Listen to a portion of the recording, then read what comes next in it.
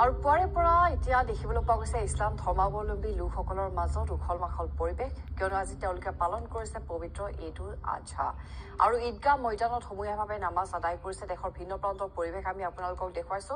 কিছু সময় পূৰ্বে গুৱাহাটী মহানগৰীৰ মাছখোৱাৰ পৰা পোনপটীয়া সম্প্ৰচাৰৰ জৰিয়তে আমি আপোনালোকক দেখুৱাইছো। আৰু এইবাৰ আমি আপোনালোকক লৈ যাব বিচাৰিছো লখিমপুৰলৈ, য'ত উপস্থিত আছে আমাৰ সতীৰ্থ সাংবাদিক হাছিনুৰ আলম। আমি হাছিনুৰ আলমৰ সৈতে সংযোগ স্থাপন কৰিছো পোনপটীয়াকৈ।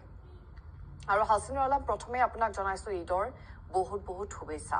আমি দেশৰ ভিন্ন প্ৰান্তৰ পৰা পৰিৱেশ দেখুৱাই গৈছো NB নিউজৰ দৰ্শকক। গতিকে এইবাৰ আপোনাকো অনুৰোধ জনাইছো যে আজি এই বিশেষ দিনটোত, পবিত্ৰ ঈদৰ দিনটোত লখিমপুৰত কেনেকুৱা পৰিৱেশ আপোনাক দেখুৱাবলৈ অনুৰোধ জনাইছো। নিশ্চয়কৈ খবৰী, প্ৰথমে NB নিউজৰ প্ৰতিগৰাকী দৰ্শকৰ লগতে NB নিউজৰ প্ৰতিগৰাকী কৰ্মচাৰী সদস্যবৃন্দক পবিত্ৰ ঈদৰ শুভেচ্ছা জ্ঞাপন কৰিছোঁ। আৰু এই মুহূৰ্তত মই লখিমপুৰৰ নাদিকা কাহিপৰা আঞ্চলিক ঈদগাহত উপস্থিত আছোঁ। আৰু যিহেতু আজি ঈদ উল আজহা আৰু ঈদ উল আজহাৰ সামূহীয়া নামাজ দেশৰ বিভিন্ন প্ৰান্তত অনুষ্ঠিত হৈছে, কিন্তু প্ৰতিকূল বতৰে যথেষ্ট বিধি পথালি দিয়া পৰিলক্ষিত হৈছে, যাৰ পৰিপ্ৰেক্ষিতত ঈদগাহ ময়দানসমূহত য'ত সামূহীয়া নামাজ অনুষ্ঠিত হ'ব লাগিছিলে, ইয়াৰ বিপৰীতে মছজিদৰ ভিতৰত যেতিয়া সামূহীয়া নামাজ অনুষ্ঠিত কৰিবলগীয়া হৈছে। এই মুহূৰ্তত মই সহযোগী জুবিনক লৈ পৰিৱেশটো দেখুৱাব বিচাৰিছোঁ। ইয়াৰ নাদিকা কাহিপৰা আঞ্চলিক ঈদগাহৰ পৰিৱেশ দেখুৱাইছোঁ। আৰু ঈদগাহৰ সামূহীয়া নামাজ এতিয়া মছজিদৰ ভিতৰত অনুষ্ঠিত কৰিবলগীয়া হৈছে, কাৰণ বাহিৰত যথেষ্ট পৰিমাণে বৰষুণ দি আছে। আৰু মুখলধাৰ বৰষুণৰ কাৰণে ঠায়ে ঠায়ে এতিয়া ঈদৰ নামাজ ক'ৰবাত যদি এনেকৈ সামূহীয়া নামাজ বাতিল কৰি মছজিদত ক'ৰবাত মাদ্ৰাছাত অনুষ্ঠিত কৰিবলগীয়া হৈছে। যথেষ্ট সংখ্যক ইছলাম ধৰ্মাৱলম্বী লোক পুৱাই ওলাই আহিছে সামূহীয়া নামাজৰ কাৰণে।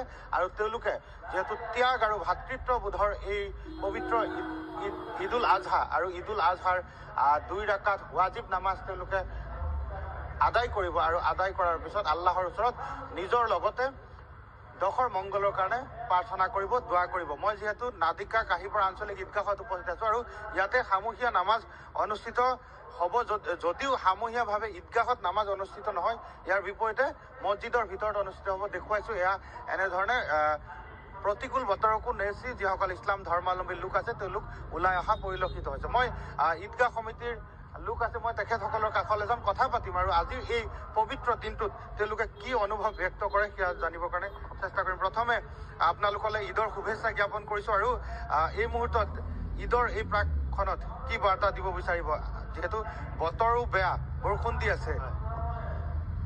আসসালামু আলাইকুম। প্ৰথমে মই অসমবাসী সমূহ ৰাইজক আজিৰ ঈদ উল জুহাৰ আন্তৰিক অভিনন্দন জনাইছোঁ।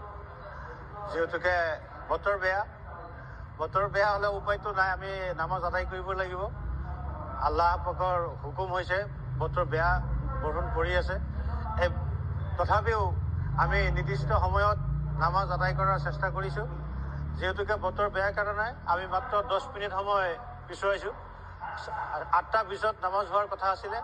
ইনশাল্লাহ 8:30 বজাত নামাজ অনুষ্ঠিত হ'ব।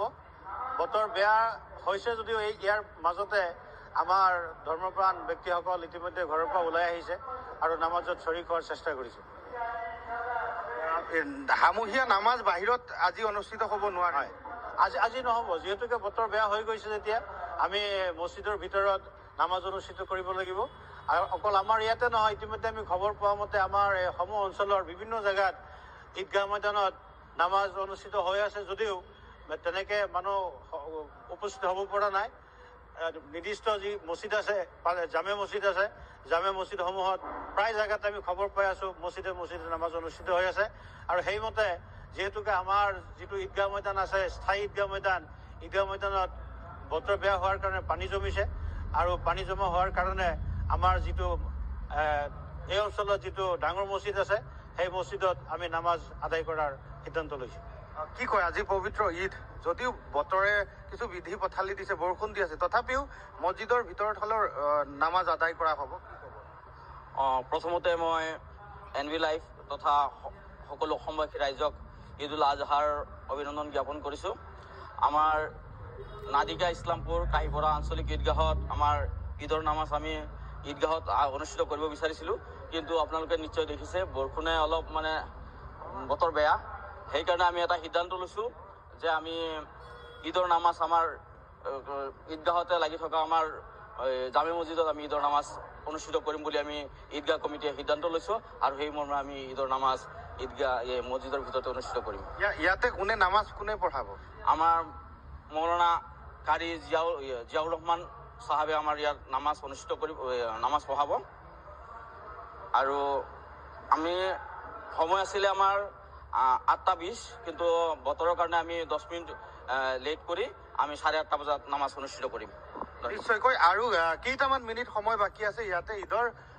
যদিও ৰাজহুৱাভাৱে ঈদগাহ ময়দানত নামাজ অনুষ্ঠিত নহ'ব, ইয়াৰ বিপৰীতে ঈদৰ সামূহীয়া নামাজ মছজিদৰ ভিতৰত অনুষ্ঠিত হ'ব। এতিয়া এই সকল লোক ওলাই অহা পৰিলক্ষিত হৈছে আৰু কেইটামান মুহূৰ্তৰ পিছতে ঈদৰ নামাজ অনুষ্ঠিত হ'ব। মই পোনপটীয়াকৈ দেখুৱাইছোঁ, যথেষ্ট বৰষুণ দি আছে বাহিৰত। ঈদগাহ ময়দানত ঠায়ে ঠায়ে পানী জমা হৈছে, যাৰ পৰিপ্ৰেক্ষিতত ক'ৰবাত যদি নামাজ পিছুৱাই দিবলগীয়া হৈছে, আন ক'ৰবাত আকৌ মছজিদৰ ভিতৰত নামাজ আদায় কৰিবলগীয়া হৈছে।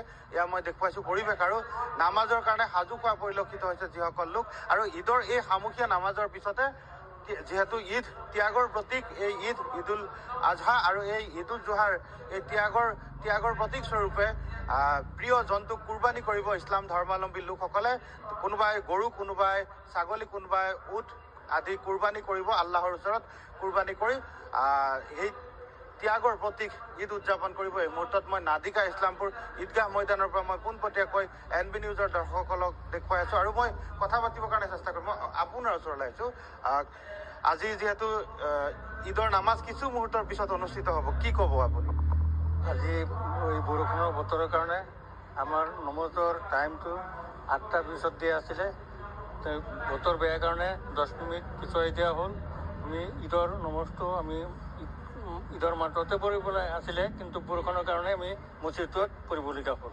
কি কয় আজি পবিত্ৰ ঈদুল আজহা, গতিকে ইয়াত কিমান মানুহ নামাজত অংশ ল'ব? আসসালামু আলাইকুম। অসমবাসীলৈ আজি ঈদুল জোহাৰ শুভেচ্ছা জ্ঞাপন কৰিছোঁ। আজি যিহেতু বৰষুণৰ কাৰণে আমাৰ অকণমান অসুবিধা হৈছে, সেইকাৰণে আজি প্ৰায় আপোনাৰ ধৰক 2-3 হাজাৰমান মানুহৰ ইয়াত উপস্থিত হ'ব। হাছিনুৰ, এই মুহূৰ্তত ধন্যবাদ জনাইছোঁ আপোনাক, কিন্তু পৰিৱেশ দেখুৱাই যাবৰ বাবে আমি অনুৰোধ জনাইছোঁ। এইদৰে আমি ৰাজ্যৰ ভিন্ন প্ৰান্তৰ পৰিৱেশ দেখুৱাই যাম NB নিউজৰ দৰ্শকক। ইতিমধ্যে গুৱাহাটীৰ পৰিৱেশ দেখুৱাইছোঁ। বতৰে কিছু বিধি পথালি